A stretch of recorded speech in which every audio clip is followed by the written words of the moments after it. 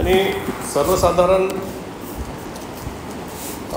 या विषया संदर्भामध्ये एकूणच जो अनुसूचित जाती जनजाती किंवा अन्य मागासवर्गीय लोक तेवढे जागृत नाही आहेत. त्यांना त्यांच्या बाकी बाबतीमध्ये जेवढी जागरूकता आहे ती या बाबत अजिबात नाही आहे. म्हणजे मी आता त्यांना विचारलं की बाबा, म्हणजे त्यांनी ते लिटरेचर मला पाठवलं होतं, तर एकूण मागच्या वर्षीचं जे बजेट होतं आणि मग ते जसं आत्ताच वक्त्यांनी सांगितलं की मग ते 43 लाख कोटी एवढं भारताचं बजेट होतं. आता मग ते 43 लाख होतं की 43 कोटी होतं, ते 43 लाख पहिले लिहा आणि त्याच्यावर मग कोटी लिहा, एवढं बजेट होतं ॲक्च्युली.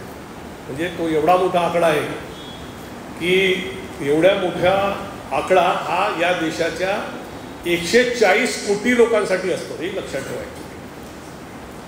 तर या बजेटमध्ये म्हणजे जे बजेट होतं 47 लाख, आपण 48 लाख जे काही असं लाख कोटी एवढं जे बजेट आहे. कारण पहिले तर हे समजणं, लाख आणि कोटी वारंवार डोक्यामध्ये घुसणं हाच फार मोठा भाग आहे. कारण जेव्हा एअर इंडिया घाट्यामध्ये होती तर त्यावेळेस आणि मी एअर इंडिया इंजिनियर आधी युनियनमध्ये, पण मला जसं फुले आंबेडकरवाद समजला तर मला असं वाटतं की आपण या युनियनच्या ॲक्टिव्हिटीपेक्षा सामाजिक ॲक्टिव्हिटीमध्ये जास्त राहावं. आणि मी एअर इंडिया इंजिनियर असोसिएशनचा उपाध्यक्ष होतो, ते पद मी सोडलं आणि मी OBC असोसिएशन तिथे निर्माण केलं एअर इंडियामध्ये. पण एअर इंडियामध्ये एकदा अशी स्थिती आली की लोकांना पगार मिळणं बंद झाले. हा कोणाशी बोलू शकतो म्हणून मला निवडून दिलं आहे. मग मी सर्व युनियनला भेटणं सुरू केलं. तेव्हा 17 युनियन एअर इंडियामध्ये होत्या. पायलटच्या 2 युनियन होत्या, एअरक्राफ्ट मेंटेनन्स इंजिनियरच्या 2 युनियन होत्या, टेक्निकल ऑफिसर्स युनियन होती, क्लास 4ची युनियन होती, पियूसची युनियन होती, टेक्निशियन्स युनियन, आणि सगळ्या युनियन मिळून मग आम्ही पाठपुरावा सुरू केला. तर तेव्हा मी जेव्हा चर्चा केली एअर इंडियाच्या, तेव्हा त्यांनी मला सांगितलं की अरे तुम्हारे पगार कहाँ से दे, पैसे नहीं हमारे पास पैसे ही नहीं है. तर और बोले जो कुछ पैसा आता है, म्हणजे तेव्हा आमचा कामगारांचा जो पगार यायचा तो टोटल 250 कोटी यायचा, 40,000 एम्प्लॉईचा. आणि 250 तो काय बोलला की जे आपलं प्रॉफिट आहे किंवा जे आपण उत्पन्न कमवतो तर आपल्यावर एवढं कर्ज आहे की आपले 300 कोटी रुपये कर्ज हप्त्यात जातात. म्हणजे असं नाही की मी तुम्हाला तुमचा पगार देऊ शकत नाही, खरं म्हणजे तुमचा पगार फक्त 250 कोटी आहे, पण 300 कोटी कर्जात जातात, कारण आपण कर्जात डुबलेली कंपनी आहे. मग मी त्यांना म्हटलं की भाई त्याचा उपाय सांगा की किती पैसे एकत्र भारत सरकारने तुम्हाला दिले तर हे सगळं थांबू शकतं.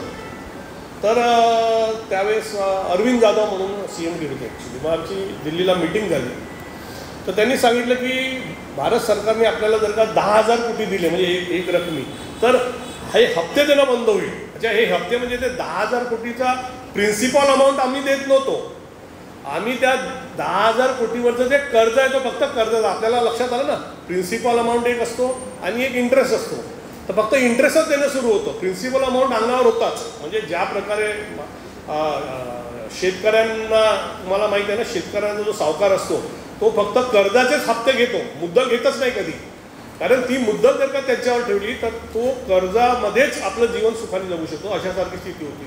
मग त्या आणि 2 कंपन्यामध्ये वादामधून कंपनी घाट्यात गेली होती. तर मी त्यावेळेस अजित सिंग मिनिस्टर होते, त्यांना म्हटलं की सर आप हमें 10,000 कोटी दे दीजिए तो ॲटलिस्ट सॅलरी निकलेंगी. तर त्यांनी म्हटलं ठीक आहे, थोडी डिसिप्लिन आणा तुम्ही, मी तुम्हाला 10. तर मग हे जे 10,000 कोटी अमाऊंट, म्हणजे 10,000 कोटी अमाऊंट हा आकडा किंवा 250 कोटी पगार, इथे मला अर्थशास्त्राची सुरुवात झाली समजायची. म्हणजे 10,000 म्हणजे एक एअर इंडियासारखी कंपनी वाचवायची झाली तर त्याला 10,000 कोटी रुपये लागतात. या अनुषंगाने तुम्ही लक्षात घ्या, म्हणजे तुम्हाला हा कोटीचा हिशोब समजायचा असेल तर. मग असे 10,000 कोटीच्या हिशोबात एक एअर इंडियासारखी कंपनी वाचवू शकते. तर भारत सरकारचं बजेट आता किती आहे, तर ते 48 लाख कोटी. म्हणजे 10,000 कोटीची किती होतील, 20,000, 30,000, 1 लाख कोटी, मग 2 लाख, 3 लाख, 4 लाख, 5 लाख, 47 लाख. कोटी हे भारताचं बजेट आहे. म्हणजे ते कारण आपण पैशाबद्दल चर्चा करतो तर तो आकडा समजणं फार महत्त्वाचं आहे. पहिला आकडा समजला नाही तर आपण गडबड करू नये. मग आता आधीच्या वक्त्यांनी काय म्हटलं, त्यांनी काय म्हटलं की या देशातल्या उद्योगपतींनी 14 लाख कोटी डुबवले. म्हणजे हा आपला आकडा जर का 48 लाख कोटी पकडला तर 14 लाख कोटी डुबवले. म्हणजे 48 लाख आणि 14 लाख याचं कॉम्पॅरिझन केलं तर तुम्हाला स्पष्ट शब्दात असं समजेल की जवळजवळ एकूण रकमेच्या 1/3 रक्कम हे भारतातले उद्योगपती डुबवतात. 14 लाख कोटी आणि 48 लाख कोटी, बरोबर आहे. म्हणजे भारतामध्ये उद्योगपती हे आपल्या बजेटच्या 1/3, भारताच्या बजेटच्या 1/3 अमाऊंट हे डुबवतात. आणि त्यांनी सांगितलं की असं नाही की त्यांची स्थिती नसते ते द्यायची, पण त्यांना ते द्यायचं नसतं. आणि मग हे जे 14 लाख कोटी जे डुबवण्यात येतात हे कोणाकडून काढण्यात येतात, तर आपल्यासारखे जे सर्वसंख्यांक बहुजन किंवा बहुसंख्यांक लोक ज्यांचे अकाउंटमध्ये म्हणजे 2 लाख 5 लाख 10,000 5,000 असे जे असतात त्या लोकांना मग कडून ते वसूल करण्यात येतात. कारण काय, आपण प्रामाणिक आहोत. आपण कुठलंही लोन घेतलं, आपण आता मला गाडी घ्यायची होती तर त्या ब्रेझा गाडीचं त्यांनी सांगितलं की 13.5 लाख टॉप मॉडेल आहे साहेब म्हणे, और 9 लाख सबसे स्मॉलेस्ट मॉडेल आहे म्हणे. तर मला प्रामाणिकपणे हप्ते भरायचे होते ना, तर मी म्हटलं 13.5 लाख की नाही 9 लाख वाली दे दो. तर तो बोला इसमें ये नहीं है, तुम्हारा डिस्प्ले यूनिट नहीं है, ये रेडियल टायर नहीं है. मी म्हटलं वो मेरे को नहीं, मेरे गाड़ी का मतलब है यहाँ से वहाँ जाना है दूतास. पण आपल्याला हप्ते द्यायचे आपण एवढा विचार करतो, बरोबर आहे ना. आता घरून निघताना मी कारण काल रात्री 1 वाजता आल्यामुळे थकलो होतो, तर मी म्हटलं गाडी चालू शकेल की नाही म्हणून मी ओला बघत होतो.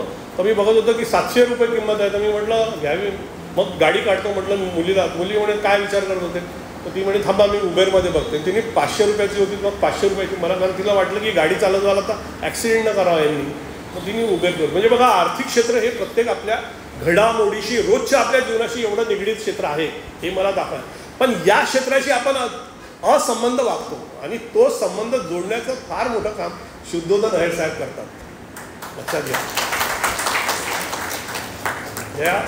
ही घटना मी यासाठी सांगितली की तर हा आपला जो प्रामाणिकपणा आहे, आपण हप्ते जे बरोबर भरणं, ह्या प्रामाणिकपणाचा जो गैरवापर आहे हे मोठमोठे उद्योगपती करतात आणि सरकार त्याकडे दुर्लक्ष करते. आणि मग जिथे प्रश्न अर्थात आपण बघितला की आपल्या अनुसूचित जाती जनजाती किंवा ओबीसी 100 विद्यार्थ्यांना विदेशामध्ये स्कॉलरशिपद्वारे पाठवण्याचा येतो. तर त्यांनी सांगितलं की 100 कोटीचं जे बजेट आहे ते 100 कोटीचं बजेटसुद्धा ते अशा प्रकारे आपल्याला डिबार करतात. म्हणजे ते 100 कोटीमध्ये जर का यांच्यातली मुलं, कारण ते फार घाबरतात की हे मागासवर्गीयांचे पोरं जर का गेले फॉरेनला, यांनी जर का कोलंबिया किंवा लंडन युनिव्हर्सिटीमध्ये शिक्षण घेतलं तर हे आपले बाप बनतात, हे संविधान लिहून देतात हे असं करा, आणि ते 75 वर्ष चालतं. यांना त्याच्या अधीन राहून काम करावं लागतं. म्हणून ते घाबरतात की हे गेलेच नाही पाहिजे. लक्षात घ्या, ही भीती आहे. फक्त प्रश्न पैशाचा नाही आहे. एक सुशिक्षित आणि जागृत समाज हा राज्यकर्त्यामध्ये भय निर्माण करत असतो. याची मीटिंग मजाक नाही आहे, हे मंत्रालयामध्ये भय निर्माण होऊन राहिलं. तो अजित पवार असा बोलला की ते मुख्यमंत्र्यांनी पाहून घ्यावं. म्हणजे त्या शिरसाटांनी म्हटलं की बाबा हे तुम्ही जर का पैसे, हे स्कॉलरशिपचे पैसे, मागासवर्गीय लोकांचे पैसे जे आहेत, सोशल जस्टिस मिनिस्ट्रीचे पैसे डायव्हर्ट करत असाल तर हे डिपार्टमेंटच बंद करा. त्या शिरसाट, कारण मी जेव्हा 2002ला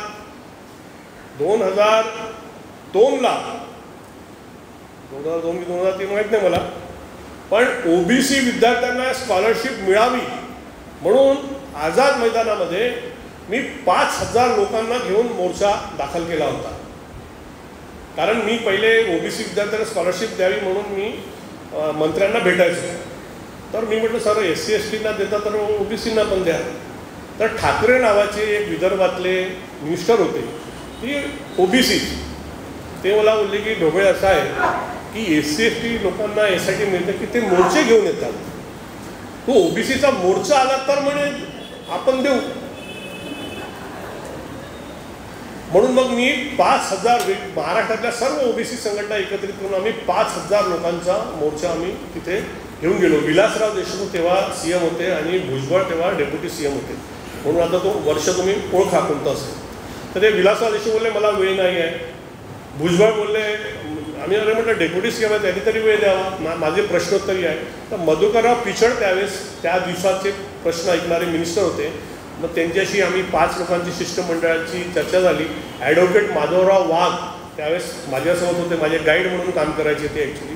तर त्यांनी मला सांगितलं होतं, प्रशिक्षण दिलं होतं की म्हणे मी तर पहिले म्हटलं की CM किंवा डेप्युटी CMच्या खाली कोणाला भेटणारच नाही ॲक्च्युली, कारण म्हटलं ते आमच्याकडे हात जोडून येतात. हां, आणि मी म्हटलं आम्ही हा मोर्चा बंद करतो आणि पूर्ण महाराष्ट्रातल्या OBCना सांगतो की हे लायकच नाही आहे CM आणि डेप्युटी CM बनण्याचे. ते म्हणे नाही, आम्ही CMनी मग फोन केला, मी 7 दिवसात तुम्हाला अपॉइंटमेंट देतो, पोलिसांच्या थ्रू बोलणं झालं. मग आम्ही 5 लोकांचं शिष्टमंडळ गेलं. तर मला ॲडव्होकेट माधवराव वाघांनी सांगितलं होतं की जेव्हा तुमचं मिनिस्टरशी बोलणं होईल तेव्हा बाजू एक त्याचा PA असेल किंवा सेक्रेटरी, तो वारंवार साहेब फोन घ्या, साहेब फोन घ्या असं करेल. तर माझ्यासाठी पहिला प्रसंग होता असा मंत्र्यांना भेटायचा. तर एकदा झालं साहेब तुमचा फोन, म्हणजे आम्ही चिल्लर 5ही लोक OBCची, आणि तो असा मिनिस्टर असा हां हां बोला. मग मी वाघाने मला सांगितलं तर हे असं तो म्हणजे तुम्ही एकदम चिल्लर आहे अशी ते बिहेवियर तुमच्याशी करतात, आपण त्यांना चिल्लर समजायचं ॲक्च्युली. म्हणून मी सांगितलं तुम्हाला हे हात जोडून आलेले असतात आपल्याकडे ॲक्च्युली, बरोबर आहे. मग मी त्यांना म्हटलं की साहेब हा कोण आहे? तो म्हणे सेक्रेटरी आहे. म्हटलं याला हातला पहिले बाहेर. अरे असं कसं म्हणता म्हणे. मी म्हटलं हा फालतूचे प्रश्न घेतो आहे. म्हटलं आम्ही बोलणारच नाही तोपर्यंत हा बाहेर जाणार नाही. अरे म्हणे नाही, मग तू मला फोन देऊ नको म्हणे. बघा म्हणजे फोन देऊ नको म्हणजे पाहिजे ते अचीव झालं. मग मी त्यांना जेव्हा बोललो, मी सांगितलं, मग सगळेजण गेले. तर ते म्हणे तुमच्यामध्ये ढोबळे कोण आहे त्यांनी थांबावं म्हणून. मला नावाने ओळखत होते पण ह्या 5 मधला कोणता ढोबळे आहे ते त्यांना माहीत नव्हतं. मग ते मी थांबलो, सगळे गेलो. मग ते काय बोलले की असं आहे म्हणे की जे फायनान्स बिल असते हे लीक करता येत नाही, बरोबर आहे ना, त्याच्यामुळे सांगता येत नाही. ते बिल असतं ना, ते फायनान्स बिल तुम्हाला लीक करता येतं. तर तरी म्हणे आपण कॉन्फिडेन्शियली म्हणून. तर ते कॉन्फिडेन्शियल जी चर्चा होती त्याच्यामध्ये त्यांनी मला एक आकडा सांगितला की एवढे कोटी तुमच्यासाठी सँक्शन झालेले आहेत म्हणून. मला आनंद झाला आपण जे काही करायला.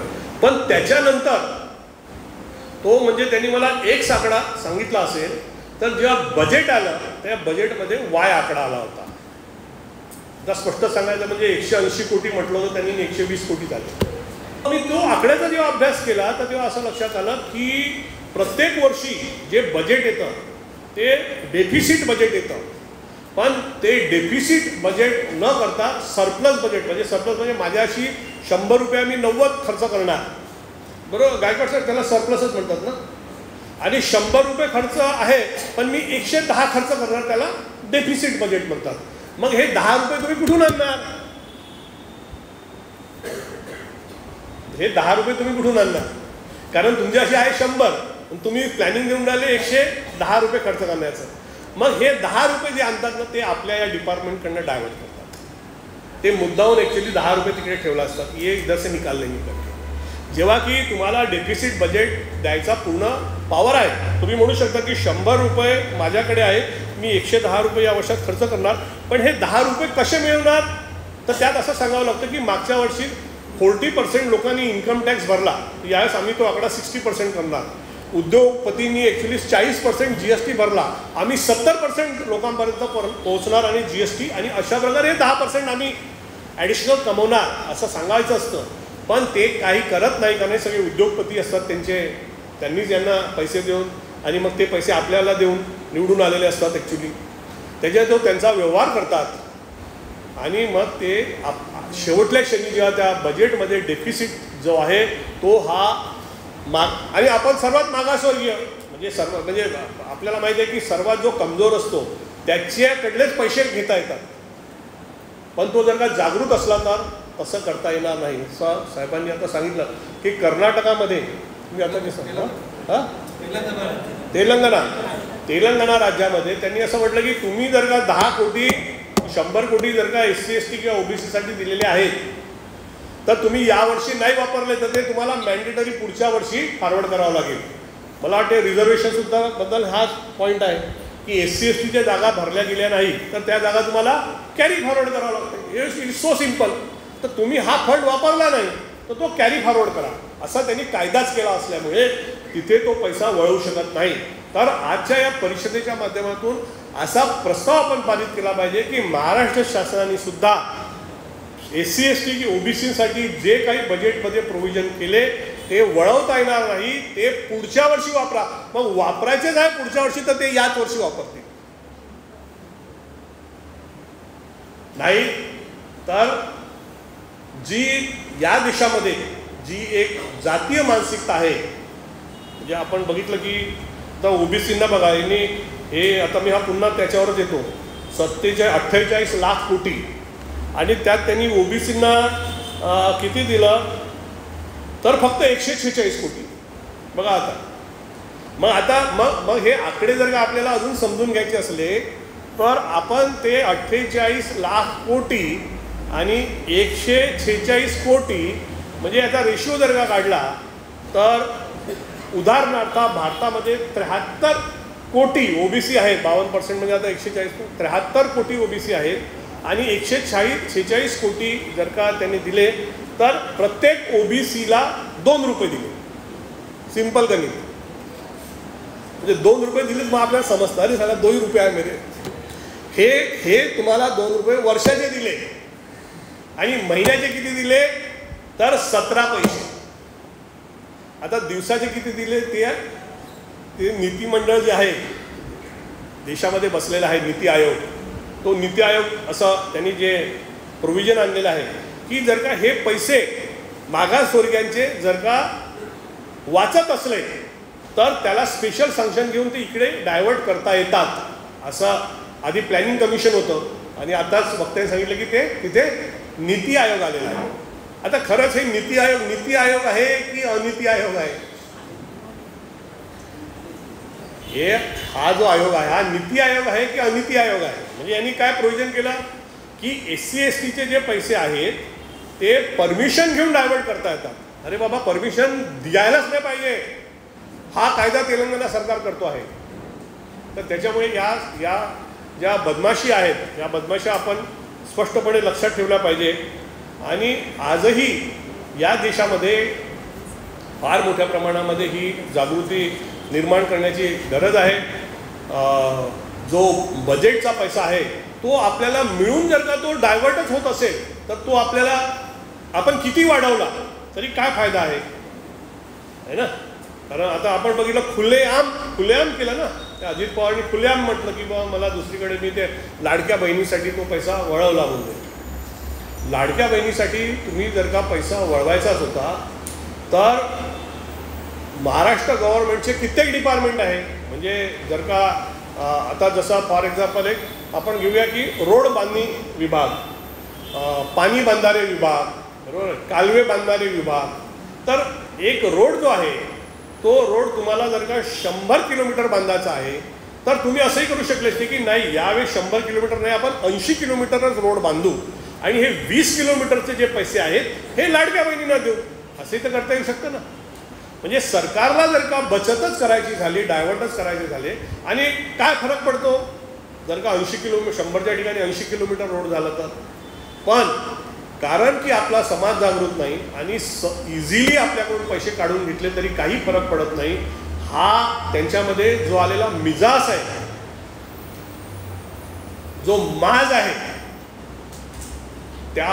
तो आपण कमी करणं गरजेचं आहे. आपण हे लक्षात ठेवलं पाहिजे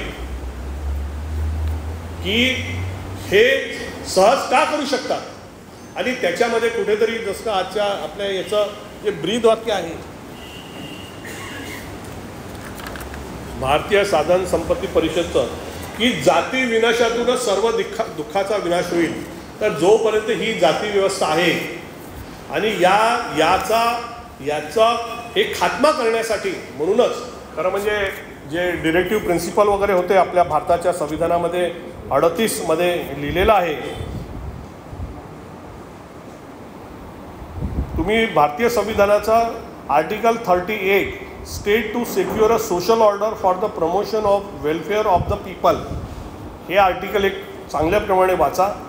आणि दुसरं आर्टिकल 39 डिरेक्टिव्ह प्रिन्सिपल ऑफ स्टेटमध्ये certain principles of policy to be followed by the state. हे जे 39 प्रिन्सिपल हे जे 2 प्रिन्सिपल आहे की याच्यामध्ये स्पष्टपणे म्हटलं आहे दॅट 39 मध्ये म्हटलं आहे that the operation of the economic system does not result in the concentration of wealth and means of production to the common डेट्रिमेंट.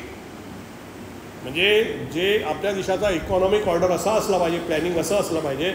आणि त्यामध्ये दुसऱ्या ठिकाणी असं म्हटलेलं आहे ॲक्च्युली की that the ownership and control of the material resources of the community are to be distributed as based to serve the common good. म्हणजे सर्वांना त्यांच्या लोकसंख्येच्या प्रमाणामध्ये तुम्हाला देऊ आणि जो मागे आहे त्याला तुम्हाला जास्त पैसा द्यावा लागेल. कारण आपल्या देशामध्ये जेव्हा देश स्वतंत्र झाला त्या दिवशी डॉक्टर बाबासाहेब आंबेडकरांनी एक व्यक्ती एक मत असं करून आपल्याला फक्त राजकीय समानता प्रस्थापित केली. पण त्यांनी 2 चॅलेंजेस आपल्यासमोर ठेवले होते आणि ते म्हणजे की या देशामध्ये ज्या भारताच्या प्रिॲम्बलमध्ये सुद्धा आहे की या देशामध्ये सामाजिक समानता आणि आर्थिक समानता निर्माण करायची आहे. आम्ही सर्व लोक जे काम करतो आहे आतापर्यंत ते सामाजिक समानता प्रस्थापित करण्यासाठी करतो आहोत. पण शुद्धोधन आहेर साहेब आपल्याला आव्हान करतात की आर्थिक समानता पण प्रस्थापित करायची आहे. ही भारताच्या संविधानात लिहिलेलं आहे. आणि हे जे 2 आव्हानं आहे सामाजिक समानता आणि आर्थिक समानता प्रस्थापित करण्याचे हे चॅलेंजेस बाबासाहेबांनी आपल्यासमोर ठेवलेले आहे. आणि बाबासाहेबांनी राजकीय समानता देऊन एक व्यक्ती एक मत, शंकराचार्यालाही तेच मत आणि आपला झाडू मारणारा जो म्युन्सिपाल्टीचा माणूस बंधू आहे त्याला सुद्धा एक मत. म्हणजे आपल्यापाशी किती मतं आहे? 100 पैकी 85-90 मतं आहेत. मग ह्या 85-90 मतामधून आपल्याला सामाजिक आणि आर्थिक समानता या देशात निर्माण करायची आहे. पण तसं होत जर का नसेल तर आपल्याला डोळसपणे या आर्थिक किंवा इकॉनॉमिक ऑपरेशनवर सुद्धा लक्ष कॉन्सन्ट्रेट करावं लागेल. सामाजिक समानता निर्माण करण्यासाठी काय होतं तर डॉक्टर बाबासाहेब आंबेडकरांनी आर्टिकल 15 आणि 16च्या माध्यमातून 15च्या माध्यमातून जे सांगितलं की there should not be discrimination on the basis of the caste, creed, religion, place of birth, gender, स्त्री पुरुष असा भेदभाव करू नका. पण 15(3) मध्ये काय म्हणतं की असा भेदभाव करा महिलांसाठी. म्हणून लोकल गव्हर्नन्समध्ये महिलांना 50% रिझर्वेशन आहे. त्याच्यानंतर महाराष्ट्रामध्ये महिलांना कोणत्या कॅटेगरीज 30% एम्प्लॉयमेंटमध्ये रिझर्वेशन आहे. बरोबर आहे. आर्टिकल 15(4) मध्ये गेलं तर ते SC ST OBCना स्पेशल प्रोव्हिजन करा. आपल्याला म्हाडामध्ये जागा मिळतात, सिडकोमध्ये SC STचं रिझर्वेशन त्या लॉटरी सिस्टीममध्ये. बरोबर आहे. म्हाडाच्या हे सगळं आर्टिकल 15(4) आहे. आणि 16 मध्ये काय येतं की रिगार्डिंग द एम्प्लॉयमेंट. आणि 16(4) मध्ये काय येतं 16 म्हणतं की ज्या नोकऱ्या गिकऱ्या द्यायच्या आहेत त्याच्यामध्ये कुठलाच भेदाभेद करायचा नाही. पण 16(4) मध्ये म्हणतं की if they are backward class of citizens and not been adequately represented, जर का ते मागासवर्गीय समूह आहे आणि त्यांना पुरेसं प्रतिनिधित्व जर का नसलं तर मात्र त्यांच्यासोबत भेदाभेद करा. त्याला पॉझिटिव्ह डिस्क्रिमिनेशन म्हणतात की त्यांच्यासाठी रिझर्वेशन द्या. मग शेड्यूल कास्टला 15%, शेड्यूल ट्राईबला 7.5% आणि OBCना 52% मिळायला पाहिजे होत्या. पण मंडलच्या केसनी 27% दिलं. हे त्यांना रिप्रेझेंटेशन द्या. या सर्वातून काय होणार आपला जो सामाजिक स्तर आहे तो वाढणार. आपण IAS बनणार, आपण कलेक्टर बनणार, आपण कमिशनर बनणार. त्यातून फक्त काही लोकांचा आर्थिक विकास होईल. पण एकूण पूर्ण समाजाचा आर्थिक विकास जर का करायचा झाला तर तुम्हाला इकॉनॉमिक ऑपरेशनवर फोकस करावं लागेल. आतापर्यंत आपण फक्त सामाजिक ऑपरेशनवरच फोकस करत होतो, ही गोष्ट लक्षात ठेवा. पण आता काय होऊन राहिलं की दिवसेंदिवस ते काय करून राहिले की जे तुमचं सोशल रिप्रेझेंटेशन तो आपलं वाढलं तर मग आपण या गोष्टी करतो. मग या गोष्टी करावं तर त्याचे सोशल रिप्रेझेंटेशनवर त्यांनी अटॅक आणणं सुरू केलं आहे. आणि जसं आता एअर इंडियाचं प्रायव्हेटायझेशन केलं, SC ST OBCचे मुलांना गॅरंटेड 15%, 7.5% आणि 27% पायलट बनायची संधी होती. 10 ते 15 लाख पायलटला पगार असतो.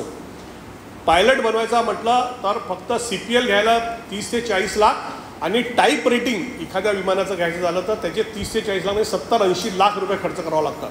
70-80 लाख तेव्हा पॅरेंट्स लोन घेऊन करायचे SC ST OBCचे, कारण त्यांना माहीत होतं की माझ्या मुलाला एअर इंडियामध्ये रिझर्वेशन आहे. आज तो पॅरेंट काय विचार करतो? आज भारतामध्ये एकही एअरलाईन सरकारी नाही. एक उदाहरण म्हणून एअर इंडिया देतो, अशा उदाहरणं भरपूर आहे. तर तो पॅरेंट विचार करतो मी 80 लाखाचं लोन घेतलं आणि मुलाला जॉब नाही लागला तर. कारण प्रायव्हेट क्षेत्रामध्ये असणारं जे मॅनेजमेंट आहे त्या मॅनेजमेंटमध्ये आपलं रिप्रेझेंटेशन नाही आहे आणि आज रिकमेंडेशनच्या द्वारेच नोकऱ्या लागतात आणि त्याची गॅरंटी होती आहे रिझर्वेशन. तर हे सरकार काय करत आहे की हळूहळू एकीकडे तुम्हाला असं सांगत नाही तुमचं सोशल रिप्रेझेंटेशन कमी करतो आहे, पण दुसरीकडे ॲक्च्युली सर्व क्षेत्राचं खाजगीकरण करायला लागलेलं आहे. त्यामुळे आपण स्पष्टपणे म्हटलं पाहिजे की या जे आता जे हॉस्पिटलचं सांगितलं त्यांनी, या हॉस्पिटलमध्ये 1 रुपया भाडं घेतात किंवा इवन ते जे अंबानीचे मोठमोठे कोकिळाबेन हॉस्पिटल वगैरे आहे ते सुद्धा ॲक्च्युली गव्हर्नमेंटने स्वस्त किमतीमध्ये जागा दिल्या असतात. त्यांना इलेक्ट्रिसिटी देण्यात येते, त्यांना पाणी सरकारचं देणं, हे आपलं भारतातच पाणी आहेत ना की पाकिस्तान आणतात पाणी ते. मग हे सर्व आपलंच रिसोर्स आहेत ना. मग ह्या सगळे रिसोर्सेस जर का हे प्रायव्हेट क्षेत्रातले लोक जर का वापरतात भारताचे तर मग ह्या क्षेत्रामध्ये सुद्धा आपल्याला रिप्रेझेंटेशन असायला पाहिजे. आणि भागीदारी आता 2 प्रकारे आहेत. दवाखान्यात तुम्ही जा, आता एक दवाखान्यात सांगितलं दवाखान्यात जा आणि 1 लाख रुपये 2 लाख रुपये फी भरून उपचार घ्या. किंवा दुसरा उपाय काय आहे की सर्व आरोग्य सुविधा सरकारने मोफत करणे. दोन्ही आहेत ना. मग आपण 2 लाख रुपये देऊ शकत नाहीत. आपण काय म्हटलं पाहिजे की सर्व आरोग्य सेवा या मोफत झाल्या पाहिजे. मोठमोठ्या इंजिनिअरिंग किंवा मेडिकल कॉलेजमध्ये जेव्हा आला होता तर 5-5, 10-10 लाख रुपये भरावं लागतं. सर्व शिक्षण हे मोफत झालं पाहिजे. मग सर्वांचंच होईल ना. आपण या SC ST OBC आपण सर्वांसाठीच मागतो आहे. तर मला असं वाटतं की आपला हा जो फोकस आहे जो बाबासाहेबांनी दिला होता की जास्तीत जास्त गोष्टीचं नॅशनलायझेशन झालं पाहिजे. म्हणजे आपण 140 कोटीचे भारतीय आहोत. जेव्हा कुठल्याही गोष्टीचं नॅशनलायझेशन होते तर आपला तेवढा शेअर वाढतो. पण जेव्हा प्रायव्हेटायझेशन होते तर आपला शेअर, आर्थिक शेअर कमी होतो. म्हणून आपण आर्थिक सजग असलं पाहिजे असं मला वाटतं. एका वक्त्याने म्हटलं की 8 लाख रुपये कुठून आलेले आहेत ॲक्च्युली त्या SC STच्या स्कॉलरशिपला. हे 8 लाख म्हणजे OBCची 8 लाखाची ती क्रिमिलेअरची मर्यादा आहे. पण तुम्हाला स्पष्ट सांगतो, ज्यांना कोणाला मंडलचा निर्णय समजायचा असेल तर मंडल आयोगाने जो निर्णय दिला त्यावेळेस त्यांनी 2 प्रामुख्याने गोष्टी ॲक्सेप्ट केल्या की OBCचं जे बाबासाहेबांनी म्हटलं होतं की या देशामध्ये बॅकवर्डनेस ठरवायचं सूत्र म्हणजे फक्त कास्ट अँड कास्टच आहे.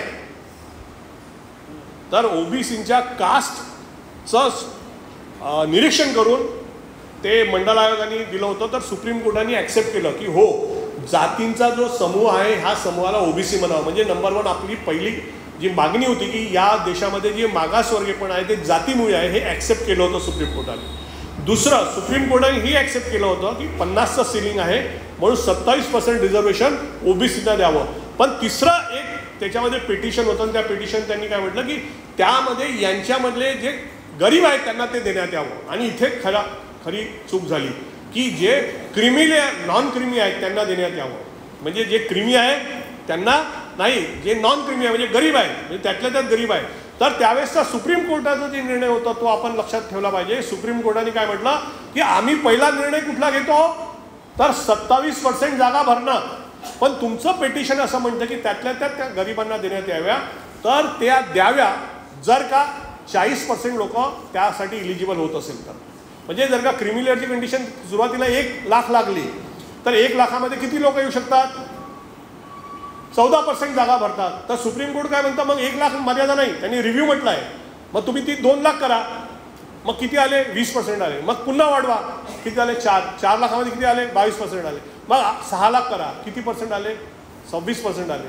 15 लाख करा, आता किती आले? 27% आले. मग 15 लाख म्हणजे 27% येण्यासाठी क्रिमिलेअरची मर्यादा ठरवा असा सुप्रीम कोर्टाचा निर्णय आहे. 27% रिझर्वेशन देणं हा निर्णय होता आणि क्रिमिलेअर लावणे हा उपनिर्णय होता. पण ब्राह्मणवादी व्यवस्थेने त्या उपनिर्णयालाच निर्णय बनवला आणि निर्णयाला उपनिर्णय बनवला. राव कमिटी आली आणि त्यांनी सांगितले 1 लाख रुपयाची मर्यादा. अरे पण 1 लाख रुपयाची मर्यादा जर का तुम्ही टाकली तर त्या जागा 27% भरण्यात येत नसेल तर सेम क्रायटेरिया इथे आपल्या SC ST OBCच्या या 100 कोटीसाठी लागला पाहिजे की तुम्ही ते 100 कोटीमध्ये जर का विद्यार्थी त्या 8 लाखाच्या मर्यादा येत नाही, मग 10, 15, 20 पण तेवढे विद्यार्थी गेले पाहिजे. विद्यार्थी जाणं जास्त महत्त्वाचे आहे. हा, त्यात तुम्हाला असं वाटतं की त्यातल्या त्यात गरीब जावे तर मग तुम्ही ते लावू शकता. असा सुप्रीम कोर्टाचा निवाडा आहे. पण तो सुप्रीम कोर्टाचा निवाडा सुद्धा चुकीच्या पद्धतीने भारत सरकारने त्या राव कमिटीने वापरला आणि तो आपण खपवून घेतला. त्याचा आपण विरोध केला पाहिजे असं मला या क्षणी सांगावंसं वाटतं. आणि मला चिठ्ठी आलेली आहे, चिठ्ठीचा आदर ठेवून मी आपल्या सर्वांची रजा घेतो. जय भीम, जय ज्योती, जय भारत, जय संविधान.